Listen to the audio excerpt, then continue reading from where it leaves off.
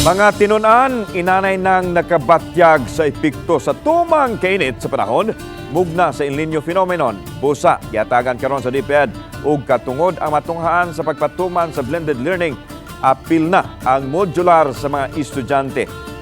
Sa era nato usab ang sitwasyon sa pipila ka mga eskwelahan sa Dakbayan, Sugbo. Pinaagi nining report. Untong tutok dihang naabda namo ang pagpamuhi sa Tejero Elementary School, diin nagkawas ang mga tinunan kanabuhan sa init sa adlaw. Bisan og nagpayong ang uban apan nabatian gihapon nila ang kainit. Samot na inigbalik na nila sa klase. Sama na lang ni ining klase sa grade 4 nga bisan og aduna na electric fan sa ibabaw ug sa kilid apan dili gihapon kahupay sa gibating kaigang sa mga bata. Ang problema lang gyud kay init kayo tapos gamay lang electric fan dito sa among room. Yung sa mana ninyo.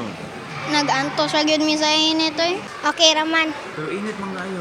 Antoson lang. Adunay dulaan sa 3,000 ka mga tinunaan ang eskwelahan sa Tejero nga adunay 1:35 ratio apan hulagway sa school principal nga lahi ang kainiton nga nasinati nila karon itandi sa normal nga panahon. Busa giandam na nila ang pagpatuman sa modular sa mga tinunan o galing maabot sa extreme heat index ang panahon. Gibase usab nila kini sa kamanduan sa DepEd. Naa sa GC ang atong mga teachers ug ang parents para inana nga mga mo-shift dayon ta sa blended learning, automatic ra namo sila ma-inform. If ever the heat cannot be di na maantos sa atong mga kabataan, we will resort to our distance modular learning.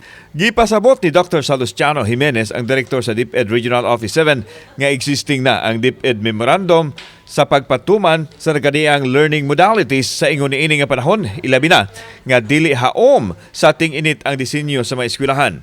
Ang mga school administrators na ang gihatagan og katungod sa pagbanabana sa sitwasyon sa matag eskwelahan.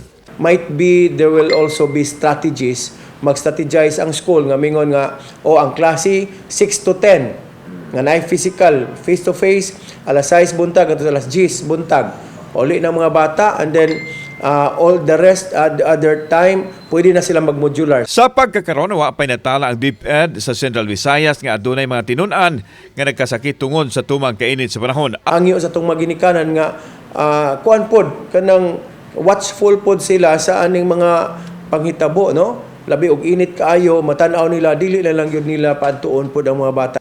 Kauban si Clover Lumayag, ako si Alan Domingo. Balitang Bisdak.